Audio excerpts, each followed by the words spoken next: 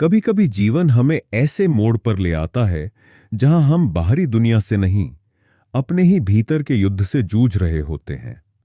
यह युद्ध किसी अस्त्र शस्त्र का नहीं होता। यह युद्ध विचारों का होता है। मन और आत्मा के बीच, कर्तव्य और भावना के बीच, मोह और सत्य के बीच। क्या आपने कभी ऐसा समय महसूस किया है जब दिल कुछ कहता है, दिमाग कुछ और सोचता है और आप बीच में फंसे रह जाते हैं? आप जानते हैं क्या करना सही है, लेकिन फिर भी कोई अदृश्य शक्ति है जो आपको रोक रही है। यही स्थिति थी अर्जुन की, और यही स्थिति आज हमारी भी है। महाभारत का युद्ध केवल पांडवों और कौरवों के बीच नहीं था। यह युद्ध उन मूल प्रवृत्तियों का था जो हर मनुष्य के भीतर रहती हैं। एक ओर धर्म है, सच्चाई है, आत्मा की आवाज है। दूसरी ओर मोह है, अहंकार है और सामाजिक बंधन। श्रीमद्भगवद गीता की शुरुआत किसी शांत वातावरण में नहीं हुई। यह कोई उपनिषद में बोली गई शांति की वाणी नहीं थी। यह युद्ध भूमि के मध्य, शंखनाद के बीच, एक योद्धा के टूटते आत्मविश्वास और गहराते भ्रम के बीच बोली गई दिव्य वाणी थी। शिष्यस्तेहम शाधिमा त्वां प्रपन्नम। श्रीमद्भगवद गीता अध्याय 2 श्लोक 7। अर्जुन ने कहा, अब मैं आपका शिष्य हूं, कृपया मुझे उपदेश दें, मैं आपकी शरण में हूं। यही वह क्षण था जहां से गीता की यात्रा शुरू होती है, और यही वह स्थिति है जब कोई व्यक्ति अपनी सीमित बुद्धि, भावनात्मक उलझनों और भ्रमों से ऊपर उठकर आत्मा की ओर पहला कदम बढ़ाता है। गीता केवल एक धर्म ग्रंथ नहीं है, यह एक आत्मिक विज्ञान है। जीवन को समझने, जीने और पार करने की विद्या। कृष्ण ने अर्जुन को कर्म, भक्ति और ज्ञान, तीनों मार्गों का उपदेश दिया। यह तीनों मार्ग अलग अलग दिखते हैं, लेकिन अंततः आत्म साक्षात्कार की ओर ही ले जाते हैं। कर्मण्येवाधिकारस्ते मां फलेषु कदाचन, मां कर्म फलहेतुर्भूर्मा ते संगोस्त्व कर्मणि। ये श्रीमद्भगवद गीता अध्याय 2 श्लोक 47। इस श्लोक में श्री कृष्ण कहते हैं, तेरा अधिकार केवल कर्म करने में है, उसके फल में नहीं। तू कर्म को फल के लिए मत कर और न ही कर्म न करने में आसक्त हो। यहां पर कृष्ण कर्म को त्यागने की बात नहीं कर रहे। वे कह रहे हैं कि कर्म करो, लेकिन फल की आसक्ति को त्याग दो, क्योंकि फल तो अनेक कारणों पर निर्भर है। पर कर्म, वह तुम्हारा कर्तव्य है। आज का मनुष्य इसी में उलझा हुआ है। अगर मुझे सफलता मिलेगी तभी मैं प्रयास करूंगा, अगर परिणाम अच्छा होगा तभी मेहनत करूंगा। लेकिन गीता कहती है, नहीं, सच्चा प्रयास, निस्वार्थ कर्म ही आत्मा को मुक्त करता है। जब अर्जुन ने श्रीकृष्ण से कहा, मेरे हाथ कांप रहे हैं, मेरी बुद्धि भ्रमित है, मैं युद्ध नहीं कर सकता, तब क्या वह डर था या मोह? कृष्ण ने जो उत्तर दिया वह केवल एक योद्धा को नहीं, बल्कि हर मनुष्य को दिया गया संदेश था। क्लैब्यम मास्म गमः पार्थ नैतत्वयुपपद्यते, क्षुद्रम हृदय दौर्बल्यम त्यक्त्वोत्तिष्ठ परंतप। श्रीमद्भगवद गीता अध्याय 2 श्लोक 3। हे पार्थ, इस कायरता को मत अपनाओ, यह तुम्हारे लिए शोभनीय नहीं है। यह तुच्छ हृदय दुर्बलता है, इसे त्याग कर उठो। हे शत्रुओं का दमन करने वाले, आज भी जब कोई जीवन से हार मान लेता है, जब कोई अपने कर्तव्यों से भागने लगता है, जब भावनाएं सत्य को ढक देती हैं, तब यह श्लोक एक शक्ति बनकर गूंजता है। गीता के अनुसार आत्मा अजर, अमर, शुद्ध और अचिंत्य है। न जायते म्रियते व कदाचिनाय भूत्वा भविता व न भूयः, अजो नित्यः शाश्वतोयम पुराणो न हन्यते हन्यमाने शरीरे। ये श्रीमद्भगवद गीता अध्याय 2 श्लोक 20। यह आत्मा कभी जन्म नहीं लेती, न कभी मरती है। यह नित्य, शाश्वत, पुरातन और अविनाशी है। शरीर के नष्ट होने पर भी यह नष्ट नहीं होती। अगर हम ये समझ जाएं कि हम शरीर नहीं हैं, हम मन नहीं हैं, हम आत्मा हैं, तो जीवन के सारे भ्रम स्वतः समाप्त हो जाते हैं। गीता के 3 मार्ग, कर्मयोग, भक्ति योग और ज्ञान योग, 3 दृष्टिकोण हैं, लेकिन गंतव्य एक ही है। कर्मयोग क्या है? यह वह मार्ग है जिसमें हम अपने कर्तव्यों को बिना फल की इच्छा के करते हैं, निस्वार्थता से, श्रद्धा से और समर्पण से। इसमें त्याग नहीं है, इसमें संपूर्णता है। भक्ति योग क्या है? यह वह मार्ग है जहां प्रेम, विश्वास और समर्पण से हम ईश्वर में एकत्व का अनुभव करते हैं, जहां हम मैं और मेरा को छोड़कर तू ही तू में लीन हो जाते हैं। नारद भक्ति सूत्रों में कहा गया है, सतु अस्मिन् परम प्रेम रूपा। सच्ची भक्ति वही है जहां परम प्रेम हो, और वो प्रेम स्वार्थ से रहित हो। ज्ञानयोग क्या है? यह वह मार्ग है जिसमें विवेक, आत्मचिंतन और ब्रह्मज्ञान से व्यक्ति माया के परे जाता है, जहां वह समझता है, मैं शरीर नहीं, मैं आत्मा हूं, मैं करता नहीं हूं, सब केवल प्रकृति में होता है। श्रीमद् भगवद गीता में श्री कृष्ण कहते हैं, ज्ञानेन तु तदज्ञानम येषाम नाशितमात्मनः तेषामादित्यवज्ञानम प्रकाशयति तत्परम। अध्याय 5 श्लोक 16। अर्थ, जिनके अज्ञान का नाश हो चुका है, उनका ज्ञान सूर्य के समान प्रकाशित होता है और वह परम तत्व को उजागर करता है। अब एक बात सोचिए, भीष्म, द्रोण, कर्ण जैसे महापुरुष भी इस युद्ध में क्यों हार गए? भीष्म सत्य थे, लेकिन उन्होंने मौन सहमति दी। द्रोण ज्ञानी थे, लेकिन पुत्र मोह से बांधे रहे। कर्ण वीर था, लेकिन असत्य पक्ष में खड़ा रहा। केवल अर्जुन ही क्यों विजयी हुआ? क्योंकि उसने अपने मोह और भ्रम को पहचान कर ईश्वर की शरण ली।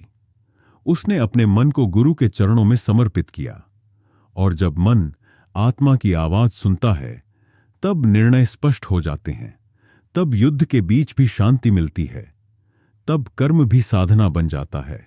श्रीमद्भगवद गीता जीवन का वह दर्पण है जिसमें हम अपने सभी द्वंद्वों को साफ साफ देख सकते हैं। हमारी अशांति का कारण अक्सर यही होता है कि हम परिणामों के अनुसार जीते हैं, सिद्धांतों के अनुसार नहीं।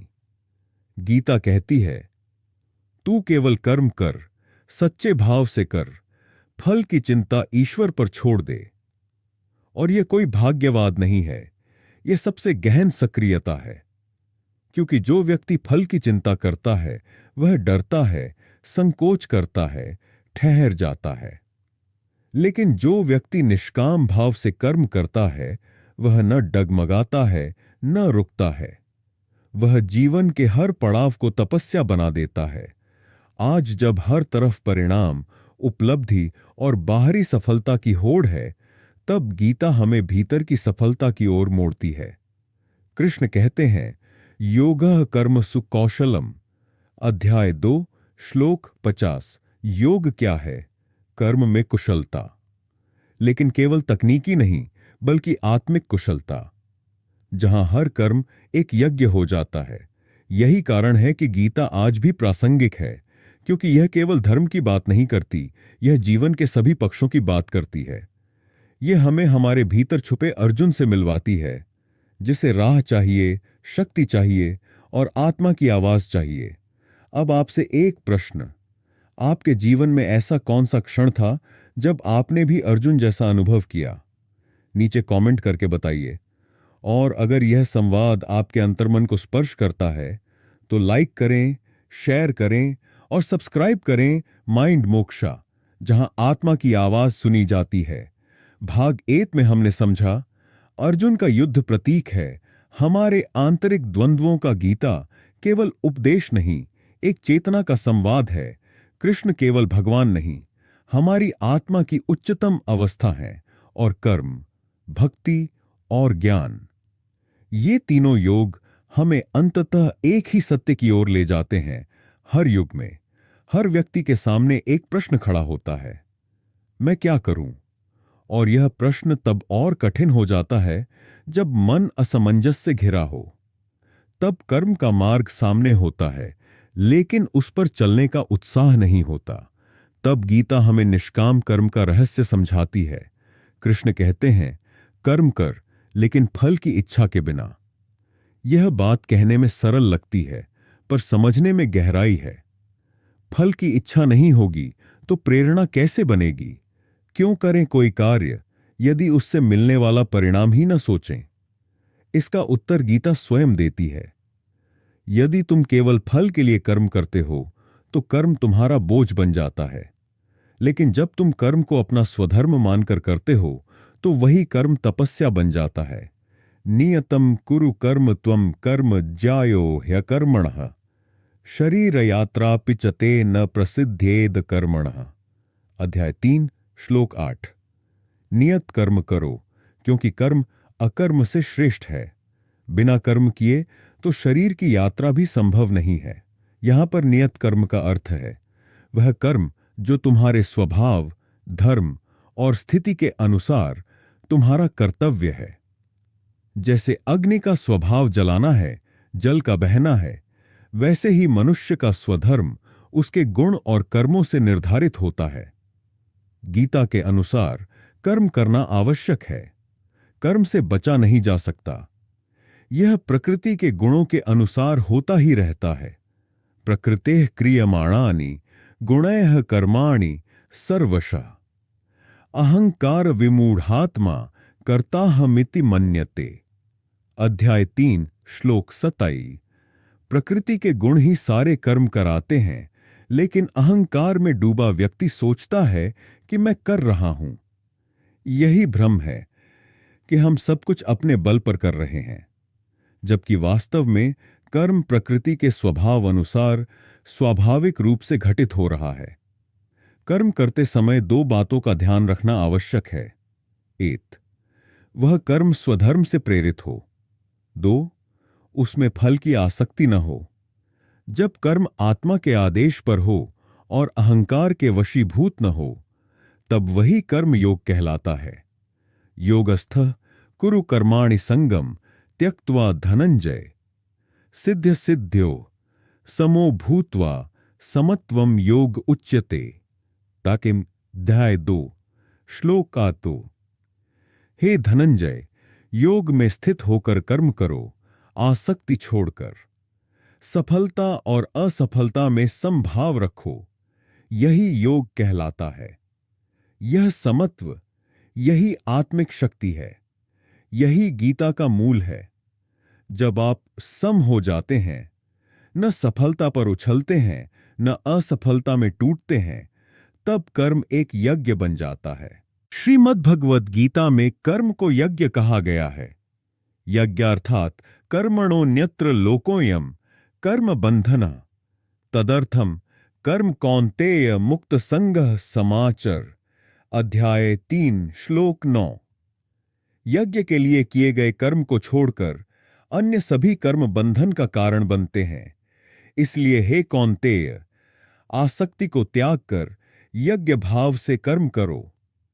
यहां यज्ञ का अर्थ है हर कर्म को एक समर्पण भाव से करना, निज स्वार्थ के लिए नहीं, बल्कि ईश्वर के लिए, सच के लिए, धर्म की रक्षा के लिए। जब हम हर कार्य को अपने लाभ के लिए करते हैं, तब वह हमें बांधता है। जब हम वही कार्य ईश्वर को समर्पित कर करते हैं, तब वही कर्म हमें मुक्त करता है। कृष्ण अर्जुन से कहते हैं, तुम युद्ध करो, परंतु क्रोध, मोह या स्वार्थ से नहीं। युद्ध करो क्योंकि यह तुम्हारा स्वधर्म है। आज का मानव भी युद्ध भूमि में है। शायद अस्त्र नहीं है, पर निर्णय है। रक्त नहीं बह रहा, पर अंतरात्मा रो रही है। युद्ध बाहर नहीं, भीतर है। कर्तव्य बनाम मोह, आत्मा बनाम अहंकार। गीता हमें सिखाती है, कर्तव्य से भागना मोक्ष नहीं है। कर्तव्य को पूजा बनाना ही मुक्ति का मार्ग है। अर्जुन युद्ध करने से डर रहा था, क्योंकि वह सोच रहा था कि उसके द्वारा अपनों की मृत्यु हो जाएगी। लेकिन कृष्ण ने उसे समझाया, तू केवल निमित्त है, कर्ता तो प्रकृति और ईश्वर है। निमित्त मात्रम भव सव्यसाचिन। अध्याय 11 श्लोक 33। हे सव्यसाची, तू केवल निमित्त बन जा। जब व्यक्ति अपने को निमित्त मान लेता है तो वह अहंकार से मुक्त हो जाता है। तब कर्म करते हुए भी वह कर्म से बंधता नहीं। अब एक प्रश्न यह भी उठता है, अगर कर्म का फल नहीं चाहिए तो प्रयास क्यों करे कोई? इसका उत्तर यह है कि प्रयास तुम्हारे चरित्र को बनाता है। फल तो क्षणिक होता है, लेकिन कर्म की भावना तुम्हें स्थायी रूप से ऊपर उठाती है। गीता में कहा गया है, श्रेयान् स्वधर्मो विगुणः परधर्मात् स्वनुष्ठितात्। स्वधर्मे निधनम श्रेयः परधर्मो भयावह। अध्याय 3 श्लोक 35। स्वधर्म में मर जाना भी श्रेयस्कर है, पर धर्म भयावह है। तुम्हारा मार्ग, तुम्हारा कर्म, चाहे उसमें दोष हों, लेकिन वह तुम्हारा सत्य है। दूसरों के दिखावे वाले कर्म, चाहे कितने भी चमकदार हों, तुम्हारी आत्मा के लिए वे अशुभ हैं। आज हम दूसरों के जीवन, उपलब्धियों और रास्तों को देखकर चलना चाहते हैं, लेकिन गीता कहती है, जो तुम्हारे स्वभाव के अनुरूप है वही तुम्हारे लिए मोक्षदायक है। कर्मयोग का यही रहस्य है कि हम अपने जीवन को एक यज्ञ बना दें। हर कार्य, बोलना, खाना, चलना, सोचना, सब कुछ समर्पण भाव से हो। ब्रह्मार्पणम ब्रह्महविः ब्रह्माग्नौ ब्रह्मणाहुतम ब्रह्मयुतेन गंतव्यम ब्रह्मकर्म समाधिना। वेदाचार श्लोक 24। ब्रह्म ही अर्पण है, ब्रह्म ही हव्य है, ब्रह्म ही अग्नि है, ब्रह्म ही होम करता है। और जो ब्रह्म में लीन होकर कर्म करता है वही ब्रह्म को प्राप्त होता है। कर्म जब तक उसमें मैं और मेरा जुड़ा है, बंधन बनता है, और जब वही कर्म तू ही तू में बदलता है तब वह साधना बन जाता है। इसलिए कृष्ण अर्जुन से कहते हैं, अपने समस्त कर्म मुझे अर्पण कर दो और मुझ में मन लगाओ। मयि सर्वाणि कर्माणि सन्न्यस्याध्यात्म चेतसा निराशीर निर्ममो भूत्वा युध्यस्व विगत ज्वर। 33 श्लोक 30। मुझे सभी कर्म समर्पित करके मेरी चेतना में स्थित होकर आशा और ममता त्याग कर शांति से युद्ध करो। यहां युद्ध केवल रणभूमि का नहीं, यह हर व्यक्ति के जीवन का प्रतीक है। आज हर मनुष्य किसी न किसी मोर्चे पर खड़ा है। कोई परिवार में, कोई समाज में, कोई अपने ही मन से युद्ध कर रहा है। इस युद्ध में गीता कहती है, कर्तव्य से डरो मत, मोह में मत फंसो, फल की चिंता मत करो, धर्म को समझो और फिर कर्म करो। और जब तुम धर्म के अनुसार कर्म करते हो तब तुम स्वतः ही भगवान के समीप पहुंचते हो। कृष्ण यह भी स्पष्ट करते हैं कि कर्म को त्याग देना, संन्यास धारण कर लेना ही मुक्ति नहीं है। न कर्मणामनारंभान नैष्कर्म्यम पुरुषोष्णुते न च संन्यसनादेव सिद्धिं समधिगच्छति। अध्याय 3 श्लोक 4। केवल कर्म न करने से कोई नैष्कर्म्य नहीं प्राप्त करता और केवल संन्यास से सिद्धि नहीं मिलती। अतः कर्म से भागना धर्म नहीं है।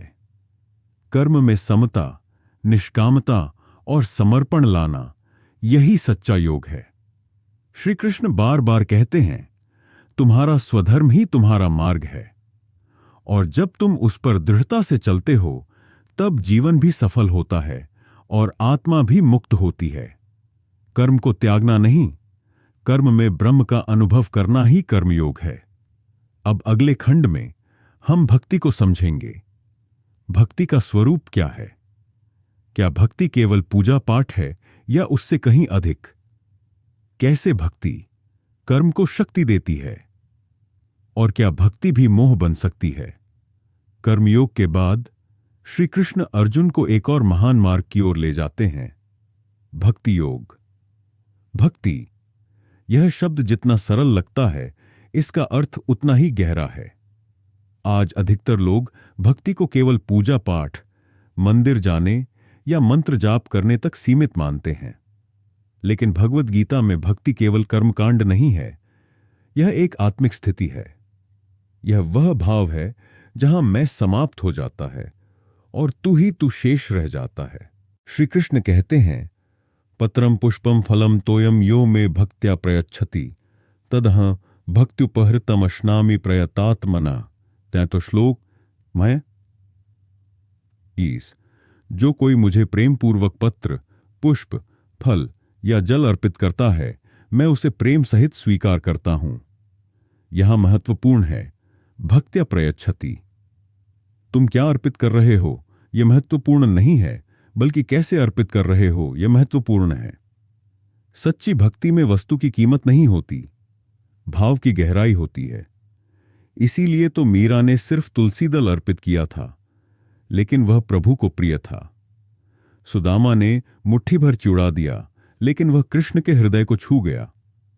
गीता में श्री कृष्ण कहते हैं कि जो भक्ति में स्थित हो जाता है, वह न केवल मुझे पाता है, बल्कि मुझमें ही लीन हो जाता है। अनन्याश्चिन्तयन्तो मां ये जनाः पर्युपासते तेषां नित्याभियुक्तानां योगक्षेमं वहाम्यहम्। ये अध्याय श्लोक 22। जो अनन्य भाव से मेरी उपासना करते हैं, मैं उनके योग और क्षेम का स्वयं वहन करता हूं। यहां योगक्षेमं वहाम्यहम् यह वचन अद्भुत है। जो अपने सारे कार्य, चिंता और जीवन भगवान को समर्पित कर देता है, उसका योग जो प्राप्त नहीं है और क्षेम जो प्राप्त है, उसकी रक्षा स्वयं श्री कृष्ण करते हैं। यह कोई कोरी कल्पना नहीं, यह अनुभव है उन भक्तों का जिन्होंने अपने जीवन को समर्पण की अग्नि में तपाया है। ध्रुव, जिसने 5 साल की उम्र में तपस्या की, प्रहलाद, जो मृत्यु के मुख में भी नारायण कहता रहा, हनुमान, जिसने कहा, प्रभु राम का जो कीन्हे बिनु मोहि कहां विश्राम। इनकी भक्ति केवल शब्दों में नहीं थी, वह जीवन के हर पल में ईश्वर का साक्षात्कार थी। गीता में श्री कृष्ण कहते हैं, यो मां पश्यति सर्वत्र सर्वं च मयि पश्यति तस्याह न प्रणश्यामि सच में न प्रणश्यति। अध्याय 6 श्लोक 30। जो मुझे सब में और सबको मुझ में देखता है, मैं उसके लिए कभी विलीन नहीं होता और वह मेरे लिए कभी विलीन नहीं होता। यह वही दृष्टि है जहां संसार और ईश्वर में कोई भेद नहीं रहता, जहां हर कार्य, हर व्यक्ति, हर अनुभव में प्रभु का साक्षात्कार होता है। भक्ति का यह रूप कर्म से भी ऊंचा, ज्ञान से भी गहरा है, क्योंकि इसमें स्वयं को खो देना होता है। जब कोई पूछता है भगवान को कैसे पाया जाए, तो उत्तर होता है, जब मैं नहीं रहेगा तभी ईश्वर अपने आप प्रकट होंगे। गीता में अर्जुन से श्री कृष्ण कहते हैं, मन्मना भव मद्भक्तो मद्याजी मां नमस्कुरु मां में वैश्यसि सत्यम ते प्रतिजाने प्रियोसी में। 18 श्लोक 8। मुझ में मन लगाओ, मेरे भक्त बनो, मेरी पूजा करो, मुझे नमस्कार करो। इस प्रकार तुम निश्चित ही मुझे प्राप्त करोगे। यह मेरा वचन है, क्योंकि तुम मुझे प्रिय हो। भक्ति कोई विशेष वर्ग, जाति, लिंग या स्थान से सीमित नहीं। भक्ति सबके लिए खुला मार्ग है। न ज्ञान की आवश्यकता, न यज्ञ की, न तप की, केवल हृदय का समर्पण चाहिए। अपि चेत सुदुराचारो भजते मामनन्य भाक् साधुरेव समन्तव्यः सम्यग् व्यवसितो हि सः। अध्याय 9 श्लोक 30। यदि कोई व्यक्ति अत्यंत पापकर्मी भी हो, पर यदि वह अनन्य भाव से मेरी भक्ति करता है, तो वह भी साधु है, क्योंकि उसका संकल्प दृढ़ है। यहां श्री कृष्ण ये नहीं देख रहे कि व्यक्ति पापी है या पुण्यात्मा। वह देख रहे हैं कि उसकी दिशा क्या है, उसका संकल्प क्या है। भक्ति हमें अहंकार से मुक्त करती है। कर्म योग में कहीं ना कहीं मैं बना रहता है, लेकिन भक्ति में व्यक्ति मैं को प्रभु के चरणों में समर्पित कर देता है। तुम ही कर्ता, तुम ही भोक्ता, तुम ही स्वामी। मैं केवल अर्पण हूं, निमित्त मात्र हूं। भक्ति योग में यह आत्म विसर्जन सबसे बड़ा साधन है। आज जब मनुष्य की सबसे बड़ी समस्या है अकेलापन, निरर्थकता, पहचान का संकट, तब भक्ति वह मार्ग है जो व्यक्ति को ईश्वर से जोड़कर उसे फिर से पूर्ण करता है।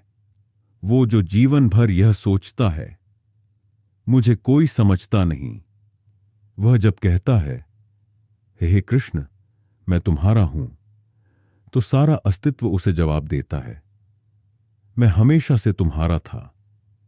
भक्ति कोई व्यापार नहीं कि हम जाप करें और फल पाएं। भक्ति एक रिश्ता है जहां तुम बिना शर्त प्रेम करते हो। श्री कृष्ण ने अर्जुन से कभी यह नहीं कहा कि मेरी पूजा करो, मेरी मूर्ति बनाओ, मेरे नाम के मंदिर बनाओ। उन्होंने कहा मुझे स्मरण करो, मेरे साथ एकता का अनुभव करो, मुझमें समर्पण करो। सर्वधर्मान परित्यज्य मामेकम शरणम व्रज, अहं त्वा सर्व पापेभ्यो मोक्षयिष्यामि मा शुचः। अध्याय 18 श्लोक 6। सब धर्मों को त्याग कर केवल मेरी शरण में आओ, मैं तुम्हारे सारे पापों से तुम्हें मुक्त कर दूंगा, चिंता मत करो। यह शरणागति, यही भक्ति योग की पराकाष्ठा है। जब व्यक्ति हर पहचान, हर अहंकार, हर भूमिका को छोड़कर कहता है हे प्रभु मैं कुछ भी नहीं हूं, तू ही सब कुछ है, तब भक्ति सच्चे रूप में फलती है। नारद भक्ति सूत्र में कहा गया है सा परानुरक्तिर ईश्वर में। जब समस्त प्रेम केवल ईश्वर की ओर प्रवाहित हो वही परम भक्ति है। भक्ति का मार्ग सरल दिखता है, लेकिन इसमें भी दो बड़े विघ्न हैं, मोह और स्वार्थ। कई बार लोग भक्ति को भी एक सौदे की तरह करते हैं। हे भगवान ये दे दो तो मैं व्रत करूंगा, मुझे ये मिल गया तो मैं मंदिर बनवाऊंगा। यह भक्ति नहीं, सौदा है। शुद्ध भक्ति वह होती है जहां ईश्वर प्रिय हो, न कि ईश्वर से मिलने वाला फल। कई भक्त केवल इसलिए दुखी हो जाते हैं क्योंकि उन्हें वह नहीं मिलता जो वे चाहते हैं। लेकिन सच्चा भक्त वह है जो यह कहता है हे कृष्ण तू जो भी दे वही मुझे स्वीकार है, तेरी इच्छा ही मेरी इच्छा है। और जब यह भाव दृढ़ हो जाता है तब व्यक्ति की आत्मा में एक अद्भुत आनंद फैलता है। वह आनंद जो किसी भौतिक वस्तु से नहीं मिलता, वह संतोष जो किसी उपलब्धि से नहीं आता। मीरा ने जब विष का प्याला पिया वह रोई नहीं, वह नाच उठी, क्योंकि वह प्रेम में थी। भक्ति योग की शक्ति यही है कि वह व्यक्ति को संसार से नहीं स्वयं से जोड़ता है। वह ईश्वर को कहीं बाहर नहीं ढूंढता, बल्कि अंतरात्मा में ही उसकी झलक पा लेता है। गीता का भक्ति योग हमें केवल पूजा करना नहीं सिखाता, बल्कि प्रभु के साथ जीना सिखाता है। जिस दिन आप यह समझ जाते हैं कि प्रभु आपके साथ हैं, हर श्वास में, हर विचार में, हर कर्म में, उसी दिन भक्ति साकार हो जाती है। अब अगले चरण में हम प्रवेश करेंगे ज्ञान योग में, जहां आत्मा, ब्रह्म और माया के रहस्य को गीता खोलती है। जहां हम समझेंगे मैं कौन हूं, न मन न शरीर, बल्कि शुद्ध चैतन्य आत्मा। भक्ति के बाद श्री कृष्ण अर्जुन को उस मार्ग पर ले जाते हैं जो विवेक, तर्क और आत्मनिरीक्षण से आत्मा को ब्रह्म के निकट लाता है। यह है ज्ञान योग। जहां कर्म हमें सक्रिय रखता है, भक्ति हमें भावनात्मक रूप से प्रभु से जोड़ती है। वहीं ज्ञान योग हमें सत्य के बोध तक ले जाता है। ज्ञान योग का मूल प्रश्न है मैं कौन हूं। यह प्रश्न जितना सरल लगता है, उसका उत्तर उतना ही व्यापक, सूक्ष्म और गूढ़ है। अधिकतर लोग अपने शरीर को ही अपना स्व मानते हैं, कुछ मन को, कुछ बुद्धि को। लेकिन गीता स्पष्ट करती है, तुम न शरीर हो, न मन, न बुद्धि। तुम आत्मा हो, शुद्ध, अजर, अमर, निराकार। श्री कृष्ण कहते हैं, देहिनोस्मिन यथा देहे कौमारम यौवनम जरा तथा देहांतर प्राप्तिर्धीरस्तत्र न मुह्यति कि अध्याय 2 श्लोक 13। जैसे शरीर में बाल्यावस्था, युवावस्था और वृद्धावस्था आती है, वैसे ही मृत्यु के बाद आत्मा दूसरे शरीर को धारण करती है। बुद्धिमान व्यक्ति इसमें मोहित नहीं होता। यह श्लोक उस भ्रम को तोड़ता है जो मृत्यु को अंत मानता है। गीता कहती है, मृत्यु केवल शरीर का परिवर्तन है, आत्मा का नहीं। हम जन्म नहीं लेते, हम केवल शरीर धारण करते हैं। न जायते म्रियते व कदाचिन्नायं भूत्वा भविता व न भूयः अजो नित्यः शाश्वतोऽयं पुराणो न हन्यते हन्यमाने शरीरे। अध्याय 2 श्लोक 20। आत्मा कभी जन्म नहीं लेती, कभी मरती नहीं। वह नित्य, शाश्वत, पुरातन और अविनाशी है। ज्ञान योग का प्रारंभ इस आत्मा के बोध से होता है। जब व्यक्ति जान जाता है कि वह न शरीर है, न भावनाएं, न विचार, बल्कि केवल साक्षी है, तब वह स्वयं को संसार से अलग देखता है। यह दृष्टि सरल नहीं, लेकिन मुक्तिदायक है। ज्ञान योग में आत्मा को जानने के लिए 3 प्रमुख साधन बताए गए हैं। 1. श्रवणम, गुरु या शास्त्रों से सुनना। 2. मननम, उस ज्ञान पर चिंतन करना। 3. निदिध्यासनम, उसे भीतर अनुभव करना। उपनिषदों में यह मार्ग विस्तृत रूप से समझाया गया है और गीता उसे अत्यंत सुलभ भाषा में प्रस्तुत करती है। अर्जुन जब बार बार युद्ध से भागना चाहता था, तब श्री कृष्ण ने उसे ज्ञान की दृष्टि दी कि जो सामने खड़े हैं वे केवल शरीर हैं, आत्मा नहीं। जो जन्मा है उसकी मृत्यु निश्चित है और जिसकी मृत्यु हुई है उसका पुनर्जन्म निश्चित है। लेकिन ज्ञान का यह दर्शन केवल शोक से मुक्ति के लिए नहीं है, यह व्यक्ति को अपने कर्तव्य की स्पष्टता भी देता है। ज्ञान योग में सबसे बड़ा शत्रु है अविद्या। कृष्ण कहते हैं, न हि ज्ञानेन सदृशम पवित्रमिह विद्यते तत्स्वयं योग संसिद्धः कालेनात्मनि विन्दति। अध्याय 4 श्लोक 38। इस संसार में ज्ञान के समान कोई भी पवित्र वस्तु नहीं है, और जब व्यक्ति योग में सिद्ध हो जाता है तो वह यह ज्ञान अपने भीतर स्वयं अनुभव करता है। यहां ज्ञान केवल सूचना नहीं है, यह कोई बौद्धिक संग्रह नहीं, यह वह अनुभव है जो आत्मा को उसके वास्तविक स्वरूप से मिलाता है। और यह ज्ञान तभी प्राप्त होता है जब व्यक्ति अपने भीतर झांकने का साहस करता है। तद्विद्धि प्रणिपातेन परिप्रश्नेन सेवया उपदेक्ष्यन्ति ते ज्ञानम ज्ञानिनस्तत्वदर्शिनः मदाकुशकाः। अध्याय 4 श्लोक 34। उस सत्य को जानने के लिए विनम्रता पूर्वक गुरु के पास जाओ, प्रश्न पूछो, सेवा करो, तब वे ज्ञानी जो सत्य को देख चुके हैं तुम्हें उपदेश देंगे। ज्ञान बिना नम्रता के प्राप्त नहीं होता। आज का मनुष्य सब कुछ जानना चाहता है, लेकिन झुकना नहीं चाहता, और जब तक झुकेगा नहीं, तब तक गुरु की दृष्टि से वो दिव्य ज्ञान उसे नहीं मिल सकता। गुरु का स्थान गीता में मौन है। श्री कृष्ण ने कभी स्वयं को भगवान कहकर उपदेश नहीं दिया। उन्होंने अर्जुन को समझने का अवसर दिया, प्रश्न पूछने की स्वतंत्रता दी और तब उत्तर दिए। ज्ञान योग की यही परंपरा है। यह जबरन नहीं सिखाता, यह तुम्हें स्वयं सत्य की ओर बढ़ने देता है। श्री कृष्ण ज्ञान के माध्यम से अर्जुन को यह समझाते हैं कि संसार जो दिखता है वह माया है। मायाध्यक्षेण प्रकृति सूयते सचराचरम हेतुनानेन कौन्तेय जगद्विपरिवर्तते। अध्याय 9 श्लोक 10। हे कौन्तेय, मेरी अधिष्ठिति में ही यह प्रकृति चर और अचर को जन्म देती है और इसी से यह संसार चलता है।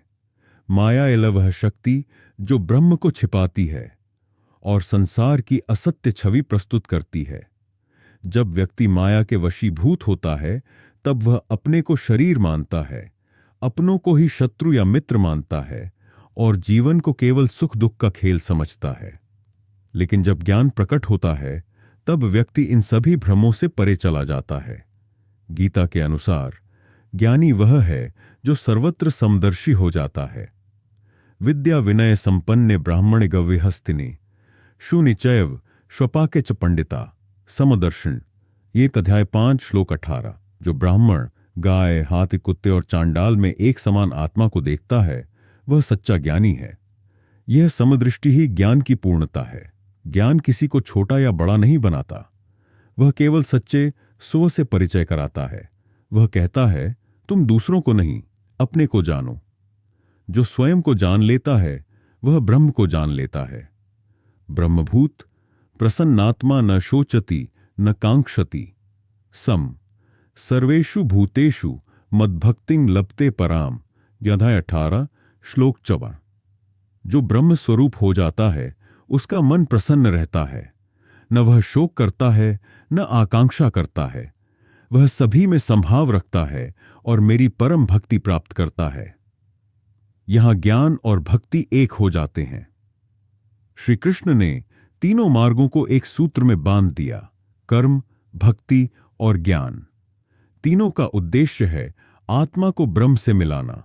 ज्ञान बिना भक्ति अधूरा है, भक्ति बिना कर्म निष्क्रिय है, कर्म बिना ज्ञान अंधा है। इसलिए अर्जुन से कहा गया, इन तीनों को समझो, अपनाओ और इनका समन्वय करो।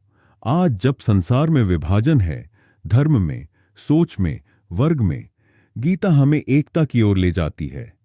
वह कहती है, तुम्हारे भीतर ही वह चेतना है जो संपूर्ण ब्रह्मांड में व्याप्त है। ईश्वर सर्वभूतानां हृदयेषर्जुन तिष्ठति ब्राह्मयन् सर्वभूतानि यंत्रारूढ़ानि मायया। अध्याय 18 श्लोक 61। ईश्वर हर प्राणी के हृदय में स्थित है और अपनी माया से सबको नचाता है, जैसे मशीन पर चढ़ा व्यक्ति। लेकिन जैसे ही ज्ञान जागता है, वह माया का भ्रम समाप्त करता है। ज्ञान का चरम बिंदु है आत्म साक्षात्कार। जब व्यक्ति को अनुभव होता है कि मैं शरीर नहीं हूं, मैं मन नहीं हूं, मैं केवल साक्षी हूं, तब वह संसार से बंधता नहीं। तब वह कर्म करता है, पर कर्म उसे छूता नहीं। तब वह प्रेम करता है, पर अपेक्षा नहीं रखता। तब वह संसार में रहता है, पर संसार उसके भीतर नहीं होता। ऐसा व्यक्ति ही मुक्त है, जीते जी मरे बिना। जैसे जनक, शुकदेव, याज्ञवल्क्य। यह है गीता का ज्ञान योग। अब अगले चरण में हम इन तीनों मार्गों को, कर्म, भक्ति और ज्ञान, एक सूत्र में बांधेंगे। कैसे इनका संतुलन ही मोक्ष की कुंजी है, कैसे अर्जुन विजयी हुआ और कैसे हम भी अपने जीवन की महाभारत में विजयी हो सकते हैं। भगवद गीता के माध्यम से श्री कृष्ण ने अर्जुन को केवल एक योद्धा नहीं बनाया, उन्होंने उसे आत्मा की स्थिति में स्थापित किया। एक ऐसा योद्धा जो बाहर लड़ रहा था पर भीतर शांत था, जिसका मन युद्ध भूमि में था लेकिन चेतना ब्रह्म में स्थित थी। कर्म, भक्ति और ज्ञान। तीनों मार्ग अलग दिखाई देते हैं, लेकिन लक्ष्य एक है, आत्म साक्षात्कार। और श्री कृष्ण ने केवल यही नहीं कहा कि कौन सा श्रेष्ठ है, बल्कि यह सिखाया कि कैसे इन तीनों का संतुलन ही जीवन की सिद्धि है। श्री कृष्ण ने अर्जुन को कर्मयोग सिखाया कि अपने कर्तव्य का पालन करो, लेकिन फल की अपेक्षा मत रखो। यह कर्म को त्यागना नहीं, उसे दिव्य बनाना है। फिर उन्होंने उसे भक्ति योग सिखाया कि जब तुम प्रेम और समर्पण से कर्म करते हो तो वह कर्म भी पूजा बन जाता है। और अंत में उन्होंने उसे ज्ञान योग से आत्मा का स्वरूप बताया कि तुम कोई साधारण देह नहीं, तुम ब्रह्म स्वरूप हो। इन तीनों का समन्वय ही गीता का रहस्य है। जीवन में जब तक हम केवल कर्म में उलझे रहते हैं, हम थक जाते हैं। जब केवल भक्ति में रहते हैं तो भावुक हो जाते हैं और जब केवल ज्ञान में डूब जाते हैं तो अलगाव पैदा होता है, लेकिन जब तीनों साथ आते हैं तब भीतर सच्चा संतुलन होता है। गीता केवल मार्ग नहीं दिखाती, वह यह भी बताती है कि कैसे चलना है।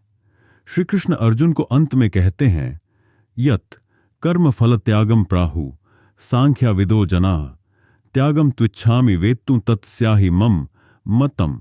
नदा 18 श्लोक 4। तो ज्ञानीजन कहते हैं कि कर्म के फल का त्याग ही सच्चा त्याग है।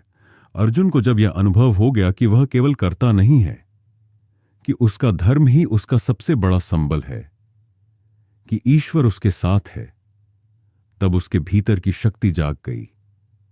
उसने कहा, नष्टो मोह स्मृतिर्लब्धा त्वत्प्रसादान्मयाच्युत स्थितोस्मि गतसंदेह करिष्य वचनम तव। अध्याय 18 श्लोक ता। हे अच्युत, अब मेरा मोह नष्ट हो गया है, मुझे स्मृति मिल गई है, अब मैं स्थिर हूं, संदेह रहित हूं, मैं आपके वचन का पालन करूंगा। यह एक शिष्य का अंतिम उत्तर है जो भ्रम से सत्य की ओर आ गया है। गौर कीजिए, गीता में कृष्ण ने कहीं यह नहीं कहा, अब मैं तुम्हें बदल दूंगा। उन्होंने केवल बताया, समझाया, प्रश्नों को सहा और अंत में निर्णय अर्जुन को ही दिया। गीता आज भी यही करती है। वह कोई जबरदस्ती नहीं करती, वह मार्गदर्शन देती है। वह कहती है, तुम सोचो, समझो, फिर चुनो। विमृश्य तदशेषेण यथेच्छसि तथा कुरु। अध्याय 18 श्लोक 23। मैंने तुम्हें यह ज्ञान विस्तार से बताया है, अब जैसे तुम्हें उचित लगे वैसा करो। यहां श्री कृष्ण शिष्य को पूर्ण स्वतंत्रता दे रहे हैं, क्योंकि धर्म थोपने की वस्तु नहीं, वह स्वयं के भीतर से जागता है। इस गीता में कहीं भी भय का प्रयोग नहीं हुआ, न ही लालच का, बल्कि केवल चेतना का आह्वान हुआ है। और यही उसकी दिव्यता है। आज जब संसार में भ्रम है, डर है, असुरक्षा है, तब गीता हमें स्पष्टता, साहस और आत्मबल देती है। कर्म के बिना जीवन निष्क्रिय है, भक्ति के बिना जीवन निष्प्रेम है, ज्ञान के बिना जीवन अंधा है। इन तीनों का संतुलन ही जीवन को संपूर्ण बनाता है। अब प्रश्न उठता है, क्या हम अर्जुन की तरह युद्धभूमि में खड़े हैं? हां, हर दिन, हर निर्णय, हर संबंध हमारी अपनी महाभारत है। कभी मोह से लड़ना होता है, कभी क्रोध से, कभी स्वार्थ से, कभी अपने ही आत्मसंदेह से। और अगर हमारे भीतर कोई कृष्ण नहीं है तो हम अर्जुन की तरह घुटने टेक देंगे। इसलिए गीता हमें अपने भीतर के कृष्ण को जागृत करने का आमंत्रण देती है। वह कहती है, तुम में वह शक्ति है जो तुम नहीं देख पा रहे, तुम में वह प्रकाश है जिसे माया ने ढक रखा है। उठो, जागो और स्वयं को पहचानो।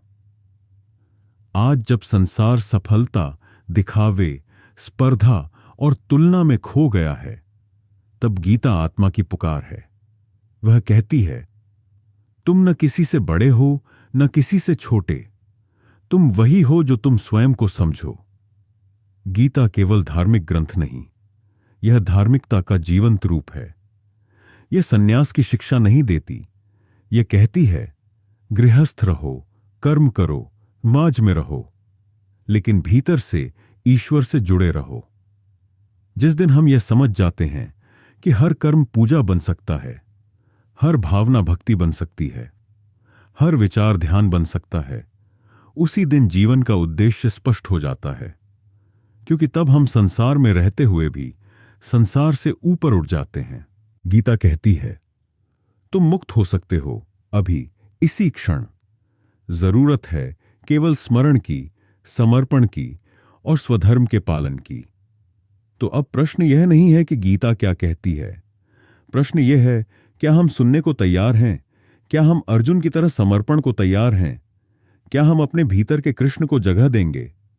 यदि उत्तर हां है, तो यह गीता केवल एक पुस्तक नहीं, यह तुम्हारा जीवन बन सकती है।